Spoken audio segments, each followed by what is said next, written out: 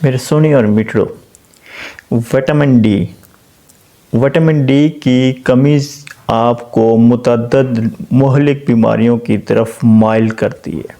اور وہ کون کون سے مہلک بیماریاں ہیں اور وٹامن ڈی کی ضرورت کو آپ کیسے پورا کر سکتے ہیں، تو بات ہوگی آج وٹامن ڈی کے اوپر۔ لیکن ویڈیو پر جانے سے پہلے میرے سونی اور میٹھڑو، ابھی تک آپ لوگوں نے ہمارے چینل کو سبسکرائب نہیں کیا تو سبسکرائب کیجئے اور ساتھ میں بیل آئیکن کو پریس کرنا مت بھولیں تاکہ اس طرح کی ہر لیٹسٹ اور انفارمیٹیو ویڈیو آپ تک پہنچتی رہے۔ تو جناب شروع کرتے ہیں جی۔ اچھا، وٹامنز کی دنیا میں وٹامن ڈی وہ واحد وٹامن ہے جس کو آپ بغیر غذا کے آپ پورا کر سکتے ہیں۔ اب کرنا کیا ہے، جیسے ہی آج کل دھوپ کے دن ہیں تو آپ نے سورج کی روشنی میں بیٹھنا ہے۔ جب سورج کی کرنیں آپ کی جسم پہ پڑیں گی، آپ کی سکن پہ پڑیں گی، سورج کی کرن، گواڑیاں دی کرن نہیں، سورج دی کرن نہ کہ گواڑیاں دی کرن، تو جب سورج کی کرنیں آپ کی سکن پہ پڑتی ہیں تو اس کی الٹرا وائلٹ ریز آپ کے باڈی میں وٹامن ڈی بناتی ہیں۔ تو ایک اندازے کے مطابق وٹامن ڈی جو ہے دنیا میں 1 ارب سے زائد لوگ اس کی کمی کا شکار ہیں، اور دنیا کی کل آبادی تقریباً 7 ارب سے زائد ہے۔ اور 7 ارب میں سے کیا کہہ رہی ہے تحقیق کہ 1 ارب سے زائد لوگ کیا ہیں، وٹامن ڈی کی کمی کا شکار ہیں۔ اب یہ وٹامن ڈی کی کمی کون کون سی بیماریاں لاحق کرتی ہیں؟ حاملہ خواتین جو پریگننٹ فیمیلز ہیں ان کے لیے یہ کس طرح خطرے کی گھنٹی ہے وٹامن ڈی کی کمی۔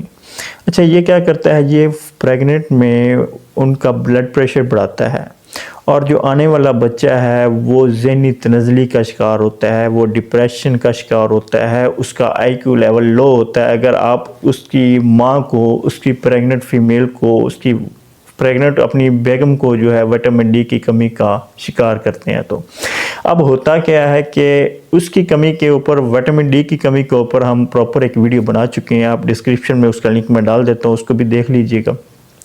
ویڈیو کا ٹاپک ہے جناب کہ حاملہ خواتین کے لیے اہم غذائیں، تو ان غذاؤں میں اس چیز کو بھی مینشن کیا گیا۔ اچھا، جب آپ وٹامن ڈی والی غذائیں کھلاتے ہیں تو آنے والا نو مولود بچہ جو ہے اس کا آئی کیو لیول زیادہ ہوتا ہے، تو جتنی اس کی وٹامن ڈی زیادہ بڑھاتے جائیں گے ڈوز کو، اتنا ہی اس کا بچے کا آئی کیو لیول اچھا ہوتا جائے گا۔ دوسرے نمبر پہ ہڈیوں کے لیے یہ بہت ضروری ہے۔ اچھا جی، یہ کیا کم کرتا ہے، وٹامن ڈی جسم کو غذا میں موجود کیلشیم جو ہے اس کو جذب کرنے میں مدد دیتا ہے۔ اب جب کیلشیم جذب ہوتی ہے تو اس سے کیا ہوتا ہے کہ جو عمر بڑھنے کے ساتھ ساتھ جو آپ کی ہڈیاں کمزور پڑ جاتی ہیں، یہ اس وقت جو یہ کیلشیم ہوتا ہے یہ کام آتا ہے اور اس کو ان ہڈیوں کو کمزور ہونے سے بچاتا ہے۔ اس کے علاوہ یہ کیا کام کرتا ہے، یہ ہڈیوں کے بھربھرے پن کا باعث بنتا ہے کہ وٹامن ڈی جب آپ کی باڈی میں کم ہوگا تو آپ کی ہڈیاں ویک ہوگی، بھربھرے پن کا شکار ہوں گی۔ لیکن ایک چیز ذہن میں رکھیے کہ access of every thing is bad, جب آپ زیادہ وٹامن ڈی کو اچیو کرتے ہیں تو یہ آپ کی ہڈیوں کے لیے نقصان دہ ہے۔ اچھا، اس کے علاوہ دل کی صحت کے لیے وٹامن ڈی بھی نقصان دیتی ہے۔ جب آپ وٹامن ڈی کی کمی کا شکار ہوتے ہیں تو اس سے کیا ہوتا ہے کہ جو آپ کی خون کی شریانیں ہیں یہ آپ کو مہلک امراض کی طرف لے جاتی ہیں، جیسے کہ فالج ہے، جیسے کہ ہارٹ اٹیک ہے، جیسے کہ ہائی بلڈ پریشر ہے۔ تو اس لیے چاہیے کہ آپ ان مہلک امراض سے بچنے کے لیے اپنی وٹامن ڈی کی ڈوز کو، اپنی وٹامن ڈی کی ریکوائرمنٹ کو پورا رکھیں۔ اچھا، یہ جسمانی وزن میں کمی کا بھی باعث بنتا ہے۔ یہ تحقیق کی گئی کہ جو موٹے لوگ ہوتے ہیں، جو زیادہ تکڑے ہٹے کٹے ہوتے ہیں، ان میں وٹامن ڈی کی کمی پائی جاتی ہے۔ تو اس لیے کیا کریں آپ جو ہے وہ، ایک تو سمارٹ بندے میں آپ اس نشانی سے، اس تحقیق سے پتہ چلتا ہے کہ جو سمارٹ بندہ ہوتا ہے اس میں وٹامن ڈی کی کثرت ہوتی ہے، تو آپ بھی سمارٹنس کی طرف جائیں، اپنے موٹاپے کو کم کرنے کی طرف جائیں تاکہ آپ کی باڈی میں بھی زیادہ وٹامن ڈی بن سکے۔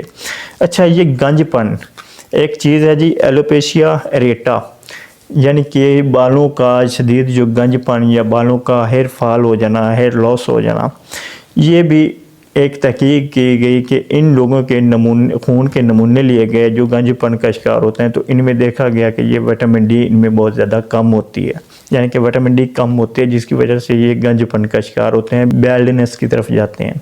اچھا جی، فلو 2018 میں ایک تحقیق کی گئی جس میں دیکھا گیا کہ یہ جو انفلوئنزا وائرس ہے جو فلو کاز کرتا ہے وہ اس بندے پہ جلدی سے اٹیک کرتا ہے جس کو وٹامن ڈی کی کمی ہوتی ہے۔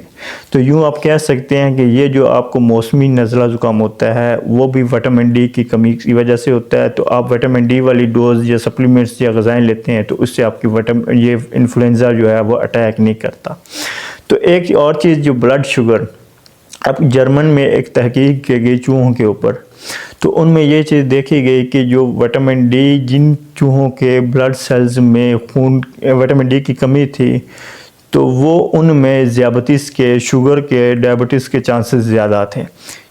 تو اب آپ اپنی وٹامن ڈی کی ڈوز کو، اپنی ریکوائرمنٹ کو پورا رکھیں گے تو اس سے کیا ہوگا، آپ شوگر لیول بھی اپنا کنٹرول کر پائیں گے۔ جب آپ کی وٹامن ڈی کی ضرورت پوری ہوتی ہے تو اس سے آپ کا جو ڈائبٹیز لیول ہے وہ کم ہوتا ہے، کیونکہ انسولین آپ کی باڈی میں وہ تب تک بنتی رہتی ہے۔ یعنی کہ سمپل ورڈز میں آپ کہہ سکتے ہیں وٹامن ڈی جو ہے آپ کی باڈی میں انسولین بننے میں بھی مدد دیتی ہے۔ تو اب بات کر لیتے ہیں کہ وٹامن ڈی کو ہم اپنی کن غذاؤں سے پورا کریں۔ ایک تو ہم نے سب سے سستا طریقہ بتا دیا کہ آپ نے دھوپ میں بیٹھنا ہے۔ اس کے علاوہ یہ آپ کی پائی جاتی ہے دودھ میں، دہی میں، چیز میں، سیلمن مچھلی میں، سویا ملک میں، سویا بین میں۔